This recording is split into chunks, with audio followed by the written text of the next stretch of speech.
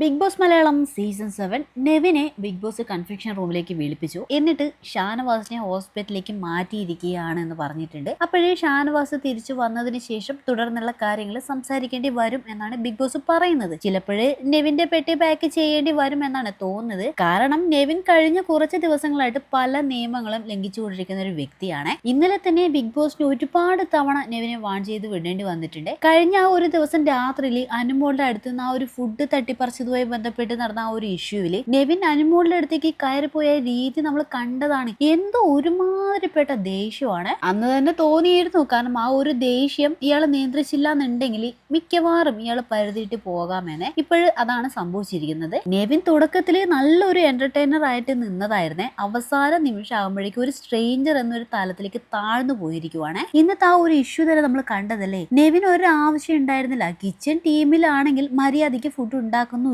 എങ്കിൽ പിന്നെ മറ്റുള്ളവർ ഉണ്ടാക്കി കഴിക്കാമെന്ന് കരുതി നിൽക്കുമ്പോഴേ ആ ഫുഡ് ഐറ്റംസ് ഒക്കെ എടുത്തോണ്ട് പോകേണ്ട ഒരു ആവശ്യം നെവിൻ ഉണ്ടായിരുന്നില്ല. അങ്ങനെ ഒരു സാഹചര്യം അവിടെ വന്നത് കൊണ്ടാണ് ഷാനവാസ് അത് നെവിന്റെ കയ്യിൽ നിന്ന് പിടിച്ചു വാങ്ങിക്കാൻ പോണ്ട ഒരു അവസ്ഥ വന്നത്. ഇവിടെ ഇമാതിരി കണ്ടന്റ് ഒന്നും സത്യം പറഞ്ഞാൽ ആരും ആഗ്രഹിക്കുന്നില്ല. ഇങ്ങനെയാണെങ്കിൽ ബിഗ് ബോസ് വീടിനകത്ത് വന്നിട്ട് ആർക്കും എന്തും ചെയ്യാമെന്നൊരു രീതിയായി പോകും. ഇവിടെ ഒരാളെ ഫിസിക്കൽ അസോൾട്ട് ചെയ്തിട്ട് കേമത്തരം കാണിച്ച് വിജയിക്കാമെന്നും ആരും കരുതുമൊന്നും വേണ്ട. കാരണം ഓഡിയൻസ് ആഗ്രഹിക്കുന്നത് അതല്ല.